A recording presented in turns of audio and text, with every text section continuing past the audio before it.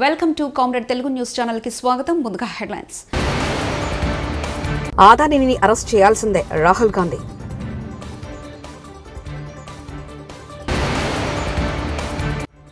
మూడు నెలల్లో విశాఖకు టీసీఎస్ మంత్రి నారా లోకేష్.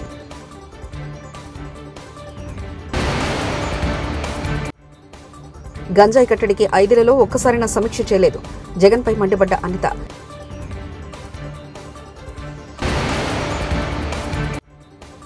పేదల ఇళ్ల కోసం కేంద్రం కేటాయించిన నిధులను జగన్ దారి మళ్లించారు, సోదరిని యామిని శర్మ.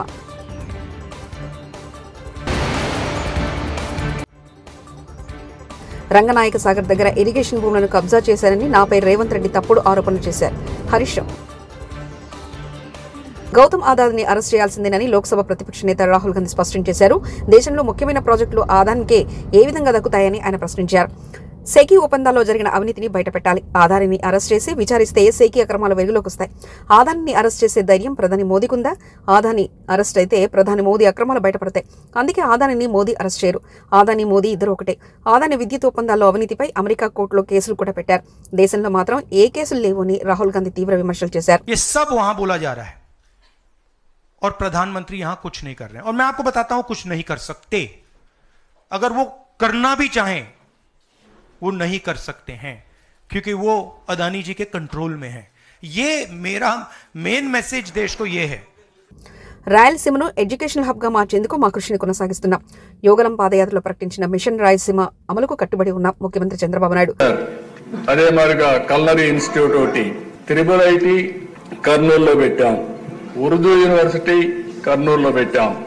ఇవి కాకుండా సెంట్రల్ యూనివర్సిటీ అనంతపూర్లో పెట్టాం. రాయలసీమని ఒక ఎడ్యుకేషన్ హబ్ గా తయారు చేయాలని తెలుగుదేశం పార్టీ ముందుకు పోయాం.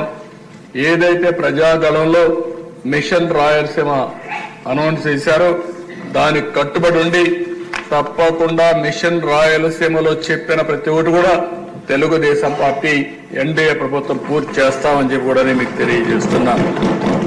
ఈరోజు అధ్యక్ష రాయలసీమకి ఏదైతే హార్టికల్చర్ హబ్ గా తయారు చేయాలని నీటి సమస్య ఉంది కాబట్టి 90% డ్రిప్ ఇరిగేషన్ కు సబ్సిడీ ఇచ్చాం.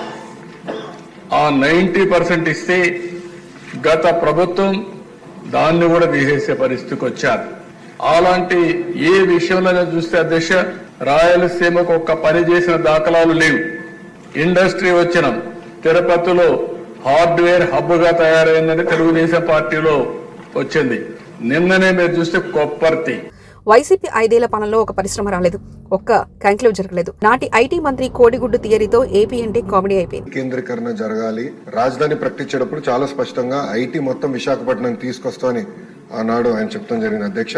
అధ్యక్ష చంద్రబాబు నాయుడు గారి చొరవ వల్ల ఈరోజు ప్రపంచంలో ఎక్కడికి వెళ్ళినా 20% మంది ఐటీ రంగంలో తెలుగులు ఉంటాం. నిజంగానే మనందరం గర్వపడాల్సిన అవసరం ఉంది అధ్యక్ష. కానీ వాళ్ళు మన రాష్ట్రంలో పనిచేసేదానికి సరైన ఎకో సిస్టమ్ లేకపోవడం అనేది చాలా చాలా బాధాకరం. 2014 నుంచి 2019 మధ్యన ఒకసారి మనం చూస్తే అధ్యక్ష సుమారుగా 150 కంపెనీలు 50,000 మందికి ఉద్యోగాలు కల్పించడం కూడా జరిగింది అధ్యక్ష. ఈ పరిశ్రమలని ఆనాడు తీసుకొచ్చాం. అంతేకాకుండా అనేక సందర్భాల్లో కాన్క్లేవ్స్ కూడా ఏర్పాటు చేసి వైజాగ్ ను ఫోకస్ ఏరియాగా తీర్చిదిద్దడం జరిగింది. ముందు చూపుతో డేటా సెంటర్ పాలసీ ఆనాడు తీసుకొచ్చి అదానితో కూడా ఒప్పందం కుదుర్చుకుని వాళ్ళు కూడా ఆనాడు భూములు కేటాయిస్తాం జరిగింది, శంకుస్థాపన చేస్తాం జరిగింది. కానీ అది ఆగిపోతాం జరిగింది అధ్యక్ష. 2019 నుంచి 24 చూస్తే అధ్యక్ష ఎలాంటి యాక్షన్ లేదు, ఒక్క కాన్క్లేవ్ జరగలేదు, ఒక్క పరిశ్రమ రాలేదు అధ్యక్ష. ఒక మంత్రిని బాధాకరమైన పరిస్థితి ఏంటంటే ఆనాడు ఒక మంత్రిని అడిగారు అధ్యక్ష, ఆ రేస్ ఏదో హైదరాబాద్ లో జరుగుతుంటే ఇది మీరు ఎప్పుడు తీసుకొస్తారు ఆంధ్ర రాష్ట్రానికంటే కోడి ఇంకా గుడ్డు పెట్టలేదు, లేదంటే గుడ్డు కోడి పెట్టలేదు ఏదో చెప్పాడు అధ్యక్ష. అది దేవుడి తెలియాలి ఏం చెప్పాడు. ఆ రోజు నుంచి ఆంధ్ర రాష్ట్రం అనేది ఎగతాళి చేశారు అధ్యక్ష. ఎక్కడికి వెళ్ళినా ఆంధ్ర రాష్ట్ర ఐటీ మంత్రి ఇలా ఉంటారా, ఇలా అవుతే పరిశ్రమలు ఎట్లా వస్తాయని కూడా వాళ్ళందరూ ఎగతాళి చేసే పరిస్థితి అధ్యక్ష. అంతేకాకుండా అధ్యక్ష నేను మంత్రి అయిన తర్వాత అనేక కంపెనీల్లో కలిస్తే గత ప్రభుత్వంలో ఉన్న వాళ్ళు చాలా స్పష్టంగా మన కంపెనీలో వాటాలు అడగడం జరిగింది అధ్యక్ష. వాటాలు అడిగారు అధ్యక్ష. దానివల్ల ఆ కంపెనీలన్నీ వెనక్కి వెళ్ళిపోయినాయి. అంటే ఐటీ కంపెనీల్లో కూడా వాటాలు అడిగే పరిస్థితికి వీళ్ళు వచ్చారు అధ్యక్ష. ఏం చెప్పాలి అధ్యక్ష. ఇంతేకాకుండా పెద్దలు అన్నట్టు నిక్సీ కూడా ఆనాడు పట్టించుకోలేదు. ఎస్టీపీఐకి ఇవ్వాల్సిన భూములు కేటాయించలేదు. ఇంకా మిలేనియం టవర్ ఫేజ్ 2 వచ్చే గల అక్కడ సచివాలయం పెడతామని మొత్తం డ్రామా నడిపించారు అధ్యక్ష. సచివాలయం పెట్టలేదు, అలానే ఐటీ కంపెనీలు కూడా అది కేటాయించలేదు అధ్యక్ష. దానివల్ల ఆంధ్ర రాష్ట్ర యువకులు చాలా చాలా నష్టపోతాం జరిగింది అధ్యక్ష.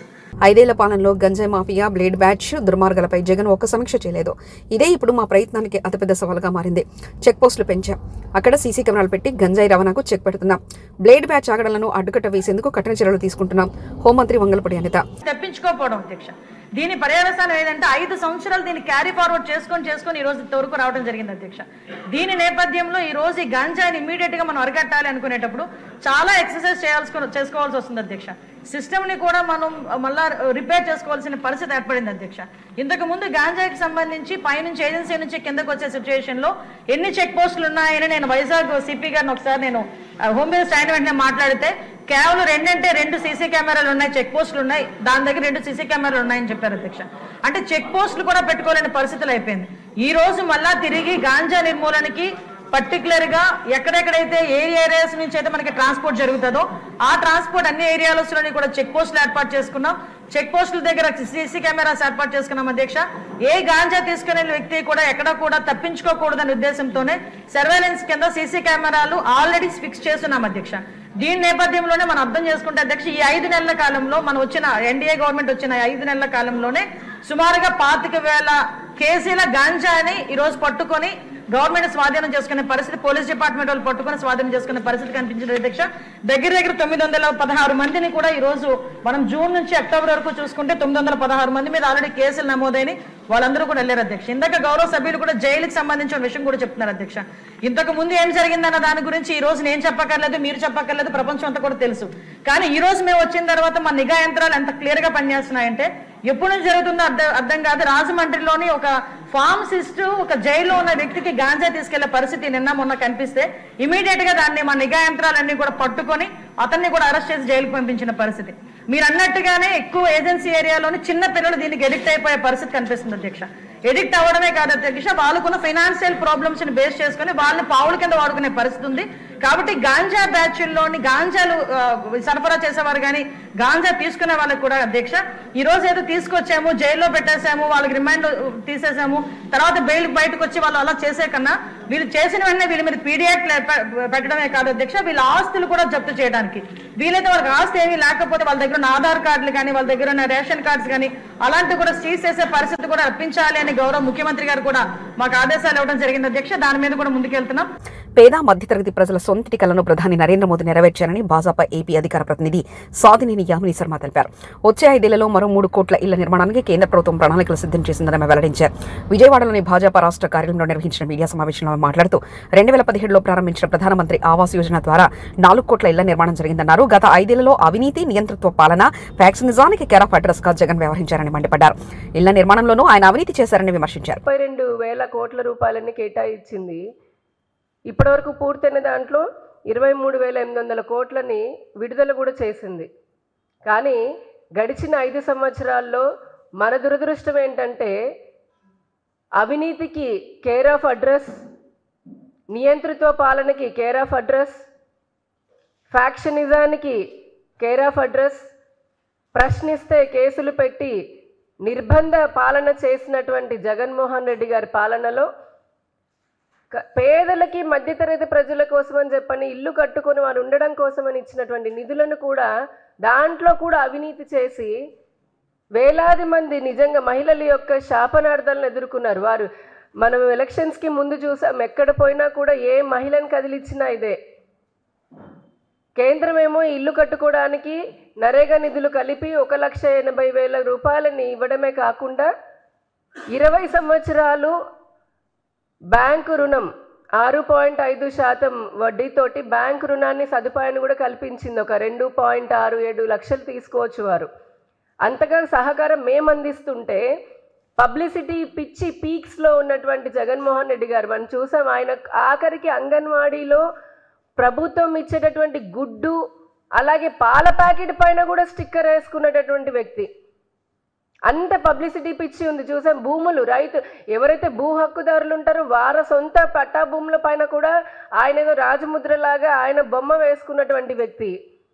ఈ ప్రధానమంత్రి ఆవాస్ యోజన కూడా వైఎస్ఆర్ అని, ఇది కేంద్ర ప్రభుత్వ పథకం, దానికి వైఎస్ఆర్ అని చెప్పని తగిలించి ఆయన క్రెడిట్ కొట్టేద్దామని చెప్పని చేసిన పనికి కేంద్ర ప్రభుత్వం ఎన్నోసార్లు హెచ్చరించింది.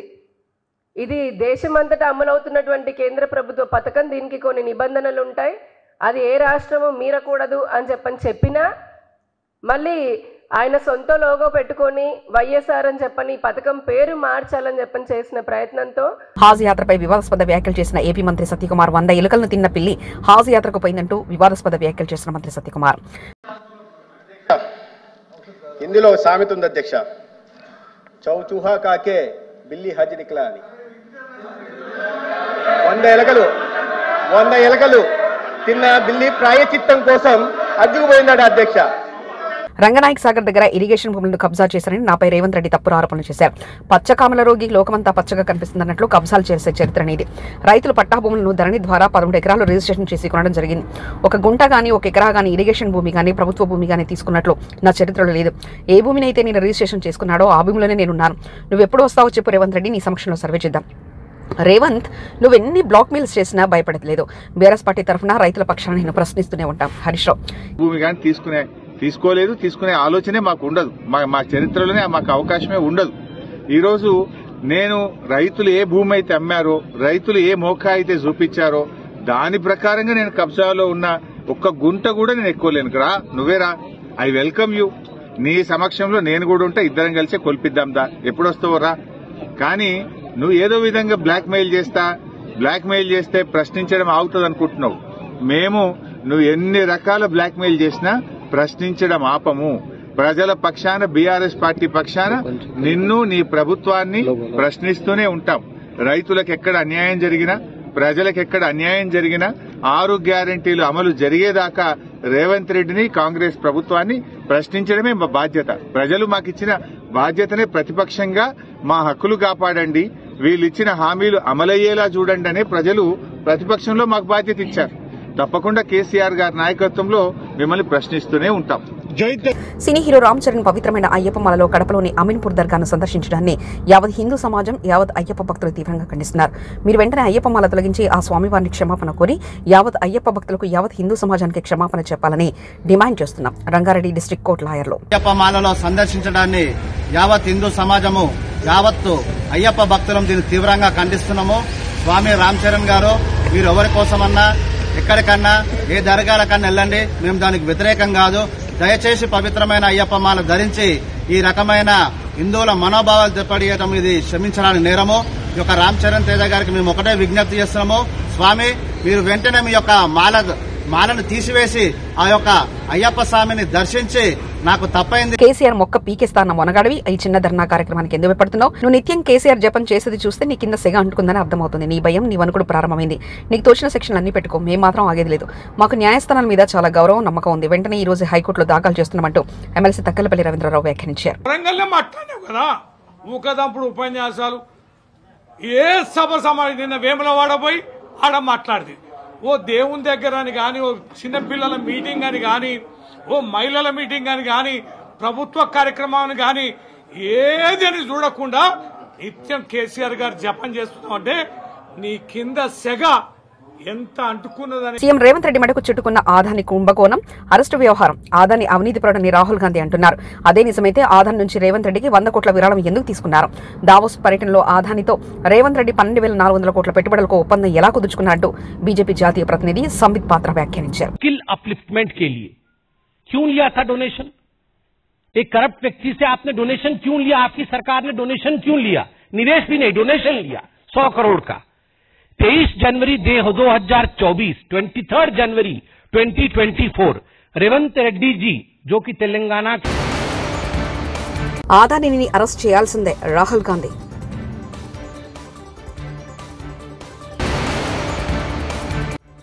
మూడు నెలల్లో విశాఖకు టీసీఎస్ మంత్రి నారా లోకేష్.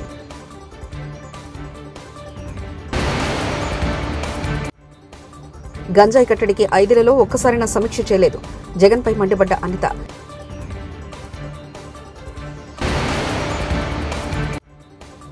పేదల ఇళ్ల కోసం కేంద్రం కేటాయించిన నిధులను జగన్ దారి మళ్లించారు. సోదరిని యామిని శర్మ.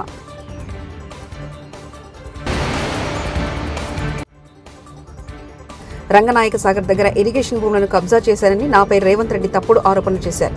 హరీష్ రావు. ఇవి బులెటిన్ విశేషాలు. చూస్తూనే ఉండండి కామ్రేడ్ తెలుగు న్యూస్ ఛానల్. ప్రతినిధి ఒంటేరు రమేష్ చంద్ర పరకాల.